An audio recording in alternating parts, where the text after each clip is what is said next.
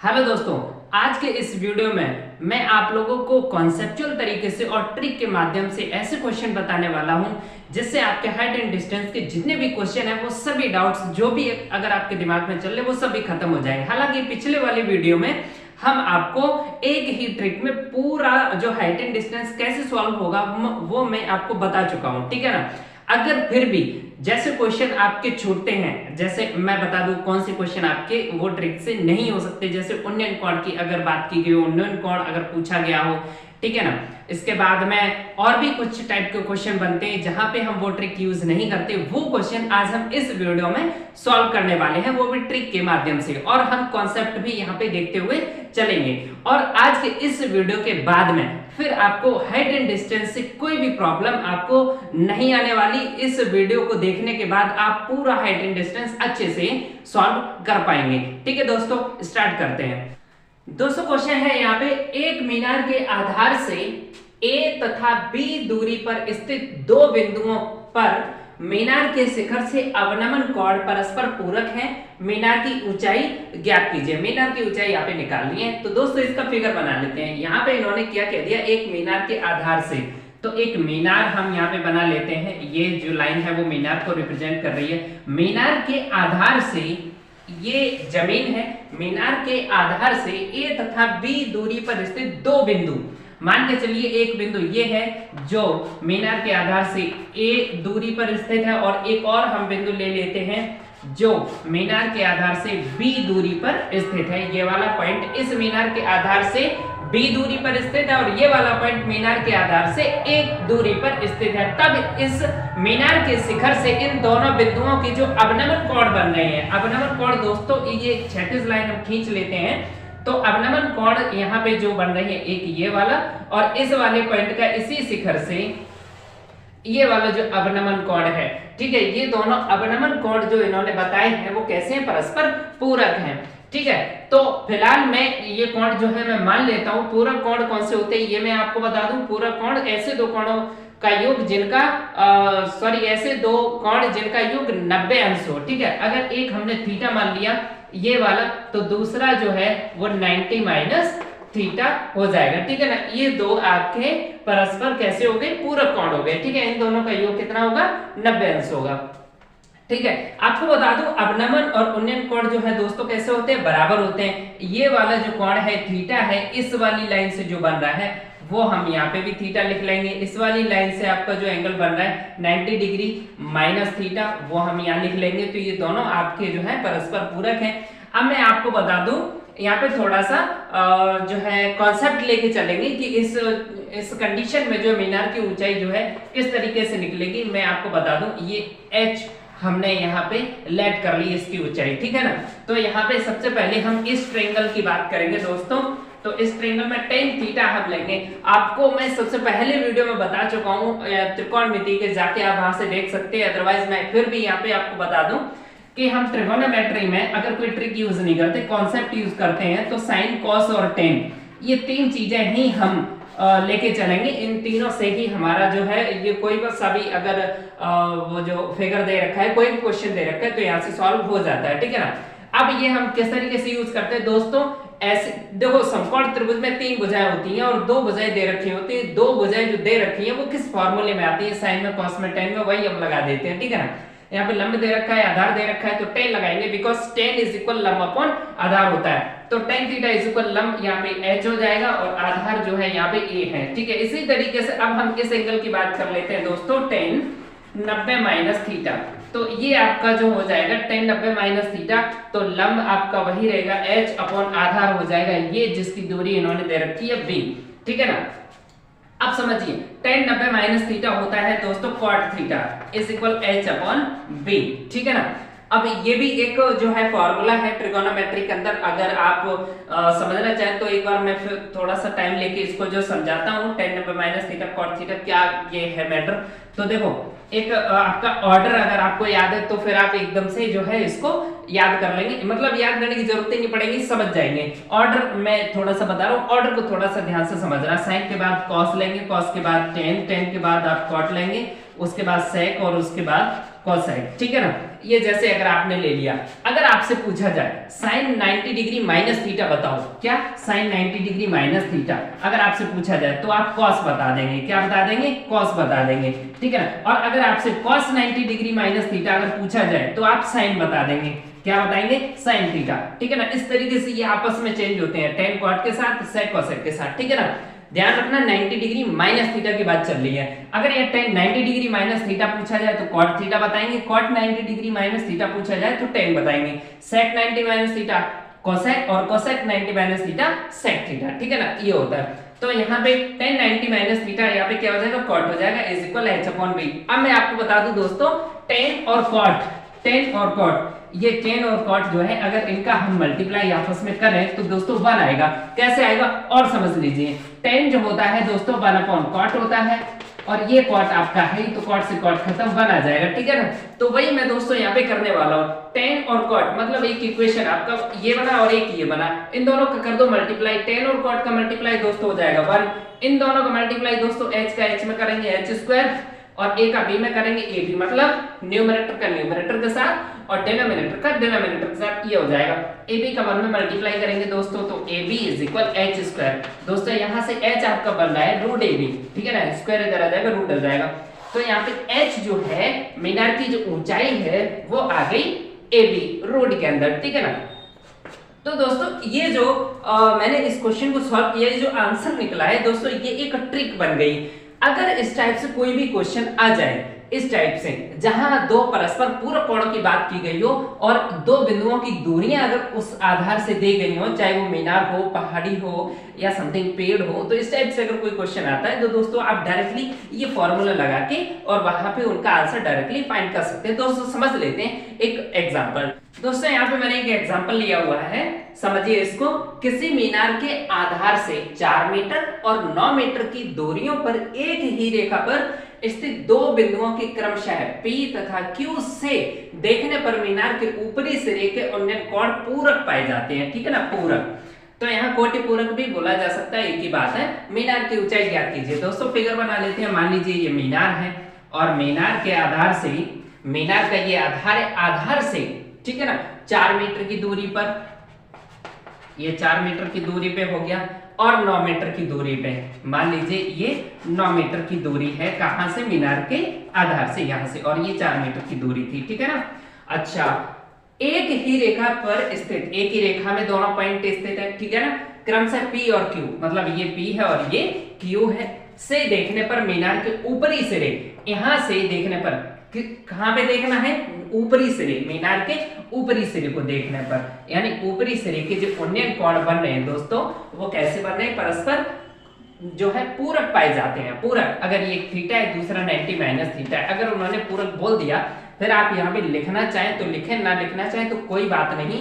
मीनार की ऊंचाई h मान लेते हैं दोस्तों, तो h इज इक्वल, मैंने अभी आपको बताया था, ये वाली दूरी इंटू ये वाली दूरी a इंटू b, मैंने बताया था h is equal root ab। तो a और b क्या है दोस्तों, ये वाली दूरी और ये वाली दूरी, तो यहाँ पे 4 और 9, ठीक है, ये आपका हो गया 36, मतलब 6, 36 का जो स्क्वायर रूट है वो क्या आ जाएगा, 6 आ जाएगा, मतलब 6 मीटर की ऊंचाई है इस मीनार की। तो दोस्तों ये क्वेश्चन था। इस टाइप के जितने भी क्वेश्चन आपके बनेंगे जहाँ पे हो सकता है अवनमन कोण की बात की गई हो, कोई बात नहीं, अवनमन और उन्नयन बराबर होते हैं, पूरक की बात की गई हो, दो दूरियां दे रखी हैं इन्होंने आधार पे, तो इस कंडीशन में ये वाली जो ऊंचाई है वो इस फॉर्मूले से, इस ट्रिक से आप वहां आसानी से निकाल सकते हैं, वो भी बहुत कम समय में, ठीक है ना। दोस्तों उम्मीद करते हैं आपको ये ट्रिक समझ में आ गई होगी। अब दोस्तों देखते हैं अगले कुछ और टाइप के क्वेश्चन। अगला क्वेश्चन यहाँ पे है, नदी के 15 मीटर ऊंचे पुल से किसी नाव का अवनमन कोण 30 अंश है यदि नाव 6 किलोमीटर पर 8 की गति से, यहाँ पे इन्होंने नाव की स्पीड दे रखी है दोस्तों 6 किलोमीटर प्रति घंटा की गति से चल रही है, तो नाव को नदी के पुल के नीचे पहुंचने में लगा समय क्या होगा, ठीक है ना। इसका फिगर बना लेते हैं। मान के चलिए ये जो, मान के चलिए ये नदी है और यहाँ पे पुल होगा जो नदी के पानी के तल से कितना जो है ऊंचाई पे है वो इन्होंने बता दिया 15 मीटर ऊंचे पुल से, ठीक है ना, 15 मीटर ऊंचाई पे ये पुल है, इस तरीके से होगा, ठीक है। अच्छा, अब इन्होंने कह दिया कि नदी के स्तर से 15 मीटर ऊंचे पुल से किसी नाव, अब यहाँ पे समझ लीजिए नाव जो है लगभग मैंने मान लिया यहाँ होगी, ठीक है ना, नाव यहाँ पे है। तो इन्होंने कह दिया कि नाव का जो अवनमन कोण है, ठीक है, वो कितना दे रखा है दोस्तों, 30 अंश। तो अवनमन तो दोस्तों यहाँ पे बनेगा, बट हम क्या कर रहे हैं, यहाँ पे बना लेते हैं क्योंकि अवनमन और उन्नयन बराबर होते हैं, ठीक है। यदि नाव जो है 6 किलोमीटर प्रति घंटा की गति से चल रही है और क्या कह रहे हैं वो कि नाव को नदी के पुल के नीचे पहुंचने में, मतलब वो इधर को जा रही है नाव और पुल के नीचे यहां तक पहुंचने में उसको कितना समय लगेगा इस स्पीड से, जो 6 किलोमीटर प्रति घंटा की स्पीड जा रही है, ठीक है ना, इस स्पीड से जा रही है, तब उसको कितना समय लगेगा। दोस्तों सबसे पहली बात कि हमें वो दूरी पता चल जाए कि ये दूरी कितनी है, ठीक है ना, उसके बाद हम टाइम निकाल देंगे। तो दूरी पहले पता चलनी चाहिए। तो मैं आपको एक ट्रिक, जो पिछले वीडियो में मैं जो ट्रिक बता चुका हूं, वहां से हम इसको दूरी को फाइंड कर लेंगे। वो ट्रिक क्या थी, एक बार मैं फिर यहाँ पे डिस्कस कर लेता हूं। मान के चलिए ये लंब रेखा है और एक और दूसरी है जो 90 डिग्री बनाने वाली, दो रेखाएं, एक ये और एक ये। तो एक लंब रेखा मान लेते हैं और दूसरी जो रेखा उस पे कोण मान लेते हैं, कोण दिए गए होंगे, ठीक है। और वो कोण कुछ भी हो सकते हैं, जिसमें 3 कोण, एक तो आपका 60 अंश, एक आपका 45 अंश और एक आपका 30 अंश, ठीक है ना। ये 3 कोण में कोई भी एंगल हो सकता है, एक दिया गया हो सकता है 2 दे दिए गए हों, ठीक है ना। तो ये लंब रेखा जो, उसको हमेशा हम √3 मानते हैं, ठीक है ना, मतलब ट्रिक वैल्यू बता रहा हूँ, ट्रिक वैल्यू है जो ऊंचाई की अगर बात की गई हो तो हम उसको जो है √3 मानेंगे। इस लंब रेखा से 60 अंश, जहां पे बिंदु जो आपका, जहां पे 60 अंश का कोण बन रहा है, वहां तक की दूरी को हम दोस्तों क्या मानते थे, 1 मानते थे। 45 अंश तक की दूरी को हम √3 लेते थे, ठीक है ना। और हम यहाँ पे जो 30 अंश की दूरी है लंब रेखा से, 30 अंश का कोण जहां पे बन रहा है वहां तक की दूरी को दोस्तों हम 3 मानते थे, ठीक है ना। ये ट्रिक वैल्यूज जो थी वो ये थी। तो वही हम कंडीशन यहाँ पे यूज करके और ये हम आसानी से दूरी निकाल सकते हैं, ठीक है ना। कैसे निकालेंगे, तो देखिए ध्यान से, हमारा जो आंसर जो है, मतलब दूरी की बात कर रहे हैं अभी, ठीक है ना, आंसर नहीं निकलेगा अभी, आंसर में समय निकालना पड़ेगा। बट मैंने जो ट्रिक बताई थी वो क्या बताई थी, आंसर इज इक्वल, सबसे पहले जो गिवन वैल्यू है, फिगर में कोई ना कोई वैल्यू दे रखी होगी, तो ऑप्शन में गिवन वैल्यू, पहले तो हम गिवन वैल्यू लिखते थे और उसी के नीचे हम उसी गिवन वैल्यू की ट्रिक वैल्यू क्या है वो लिखते थे, ट्रिक वैल्यू, ठीक है ना। अब इधर इनटू में क्या करते थे दोस्तों, जो वैल्यू पूछी गई है उसकी ट्रिक वैल्यू, जैसे ये वाली दूरी पूछी गई है तो इसकी ट्रिक वैल्यू यहां से हम देख लेंगे, ठीक है ना। क्वेश्चन में जो दूरी पूछी गई है उसकी ट्रिक वैल्यू हम यहाँ पे लिखेंगे।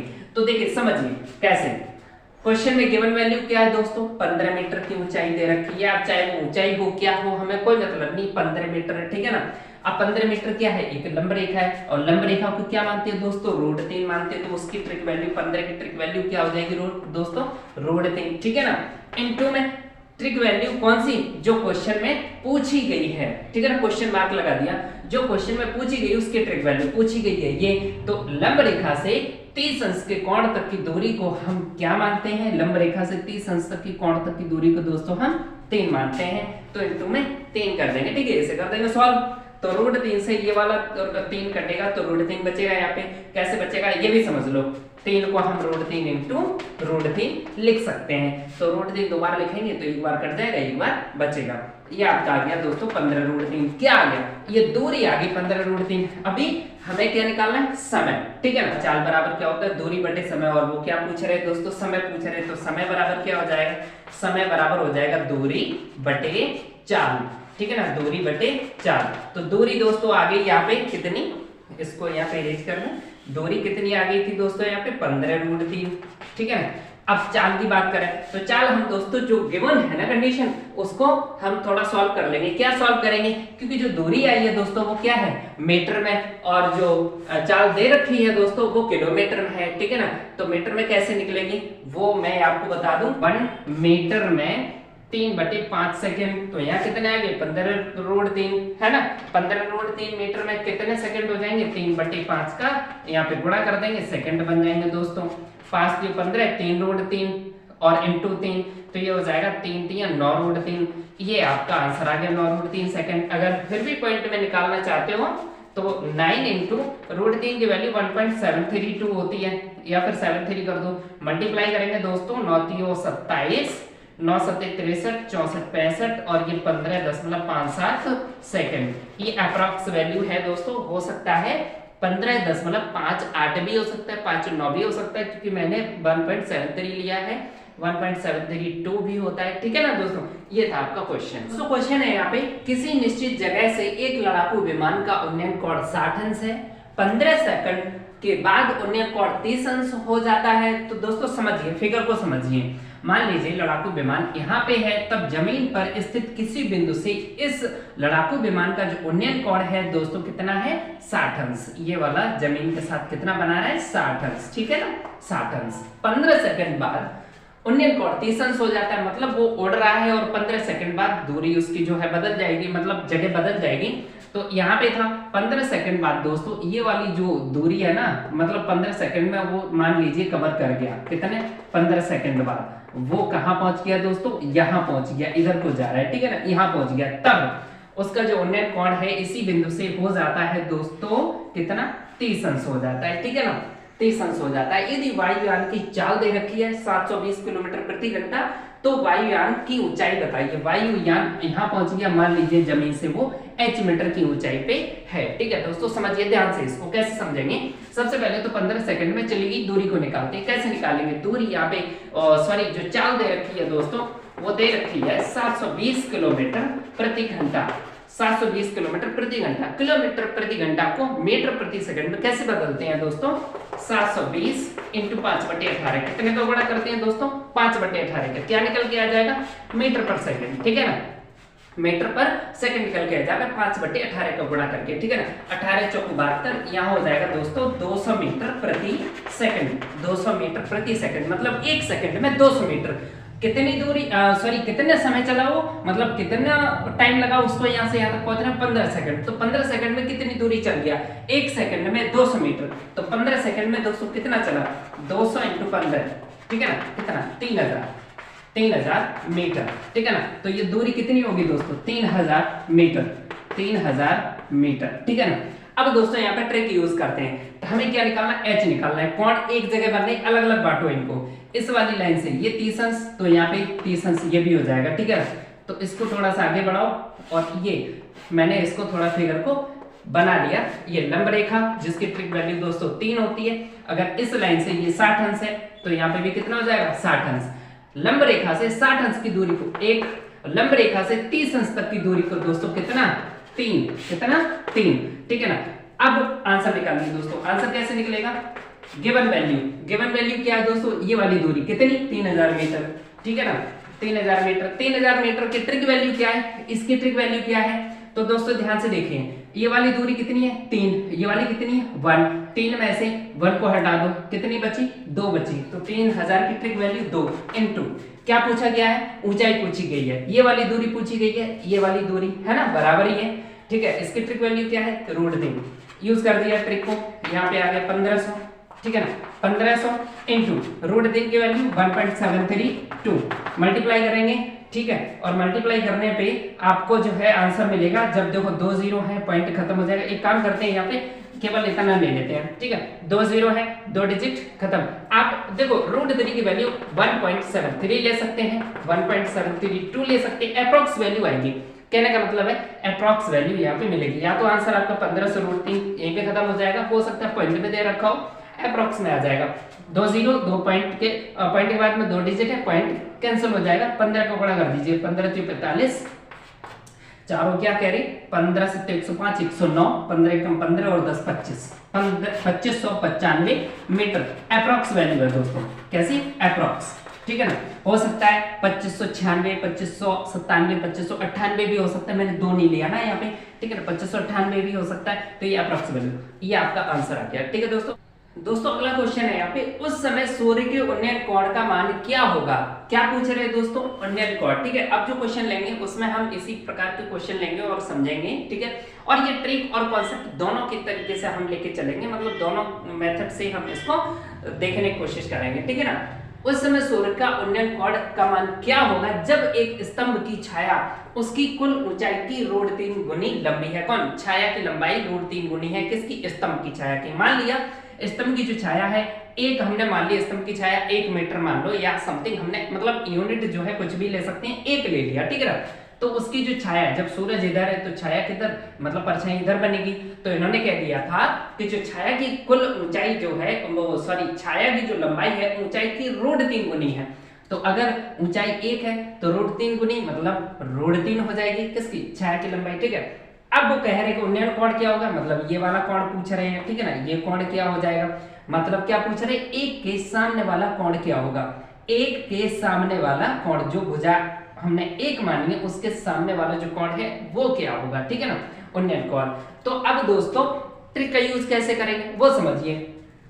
हमारा जो त्रिभुज बन रहा है उसमें 1 और √3 हम लेके चल रहे हैं, मतलब हमें जो भुजाएं दी गई हैं 1 और √3, तो यहाँ पे वही हम त्रिभुज निकाल लेंगे जहां पे 1 और √3 की बात चल रही होगी, ठीक है। तो वो त्रिभुज आपका सामने दिख रहा है, ये वाला है, ठीक है, ये वाला, ठीक है, ये वाला है जिसमें √3 और 1 आ रहा है, ठीक है ना। अच्छा, अब आप 60° कोण नहीं बताएंगे, उन्नयन कोण 60° नहीं होगा। ध्यान से समझिए, 1 के सामने वाला कोण कौन सा होगा। तो दोस्तों 1 तो यहाँ लिखा है ना, 1 के सामने वाला कोण कौन सा होगा, तो समझिए ये 90 का है, ये 60 का है, तो ये कितने का होगा, त्रिभुज के तीनों कोणों का योग 180° होता है। तो 90 और 60 कितना हो गया, 150, बचा कितना दोस्तों, 30 बचा, ठीक है ना।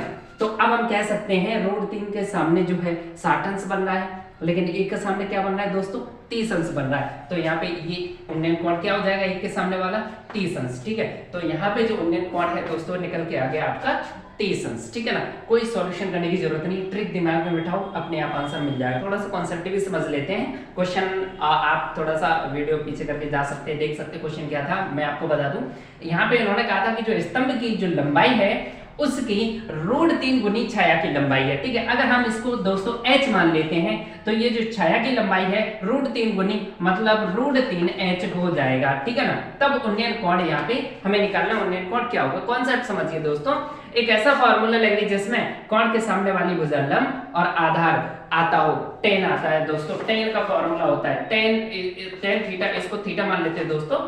tan थीटा इज इक्वल होता है लंब बटे आधार, ठीक है ना। लंब कितना है h, आधार कितना है √3h, ठीक है ना। h से h खत्म, 1 आ गया, अपॉन में √3 आ गया, 1/√3। tan में किस वैल्यू का मान होता है दोस्तों, tan theta is equal tan 30 का मान होता है। टेबल में जाके देखिए, पहला वीडियो ट्रिगोनोमेट्री का ऑलरेडी मैंने यहाँ पे अपलोड कर रखा है, वहां जाके आप टेबल को देख सकते हैं। tan से tan यहाँ पे हम कंपेयर करें, tan जो है वो अलग हो जाएगा, थीटा इज इक्वल आपका क्या आ जाएगा 30, मतलब tan से tan आप कट भी कर सकते हो, वैसे ऐसा होता नहीं है, मैं मतलब समझाने की कोशिश कर रहा हूँ। tan अपनी जगह पे है, थीटा की जगह पे 30°, तो थीटा इज इक्वल क्या हो जाएगा 30°, ये कॉन्सेप्ट था, ठीक है। नेक्स्ट क्वेश्चन है दोस्तों, यहाँ पे किसी मीनार की छाया उसकी ऊंचाई के बराबर हो तो सूर्य का उन्नयन कोण क्या होगा, ठीक है। समझिए, किसी मीनार, कोई मीनार है यहाँ पे और उसकी जो छाया है, मान लीजिए इधर सूरज है, ठीक है, इसकी छाया इधर बनेगी।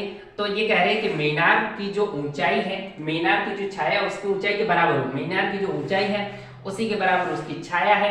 तब इस कंडीशन में ये कोण मतलब उन्नयन कोण क्या होगा।